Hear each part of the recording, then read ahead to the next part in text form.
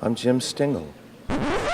No. I'm Jim Stingl, columnist at the Journal-Sentinel. That was Rick Springfield. He was impersonating me for some reason. He's going to be performing here at the Northern Lights Theater 4 days this week. And he's got a really dedicated fan base. And there's three in particular from the Milwaukee area that we came down here to meet. I'm talking to Jackie Jackson from St. Francis. To say that she is a big fan of Rick Springfield would be an understatement, right? Tell me about that. He's just awesome, and his music is great. I love his music and what he does for his fans, like the sound check thing that we're going to be doing in a couple minutes. 1, 2. 1, 2, 2, 2. Hey, 1, 2. Now I'm talking to Carrie Bartosh, who appears to have brought him some gifts. Tell me about that. This is probably from all you guys, right? Right. We kind of do a little background checking and see what favorite things he does like, and make sure we get it in there for him. Yep. Kind of the common things like popcorn and gum. And sometimes other little things that you forget at home, like Kleenex or Advil or Tylenol. For you guys are like caretakers.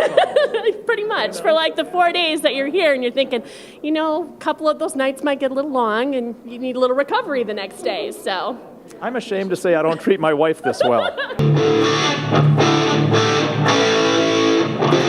This is the third amigo, Becky Garside. Now you didn't get to go in for the sound check. What happened there? Well, I couldn't afford it this year, but we did go all last year together, and that was pretty cool. Is there another singer that's even a close second for you in terms of your favorites, or is this guy way out in front? I would have to say Rick because I know him, and his music really resonates with me. Do you ever get teased about this sort of groupie behavior? Yes, I do. Tell me about My that. family teases me a lot.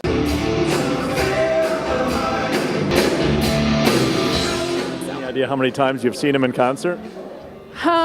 in a period of 5 years, I would say at least 25 to 30. You generally seem to like people who come to see you. I mean, tell me about your relationship to your fans.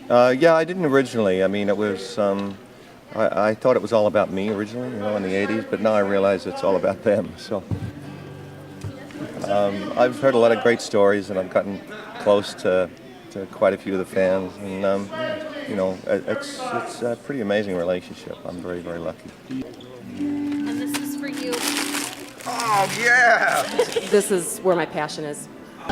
It makes me feel like me again. As a mom and a wife and a worker, we lose our identities as women, and being here, we get to be ourselves again. Can you sign here? We're going to take pictures now. My son's name is Jesse, by the way, and he says he's in his 20s, and thanks very much, because people still say to him all the time they want his girl and so forth. Sorry about that, Jesse. I read somewhere where you said you didn't even think that would be a single coming off that album. No, I just thought it was a good album cut, you know, and but you know, that certainly proved me wrong, and I'm okay with that. Yeah. That's right.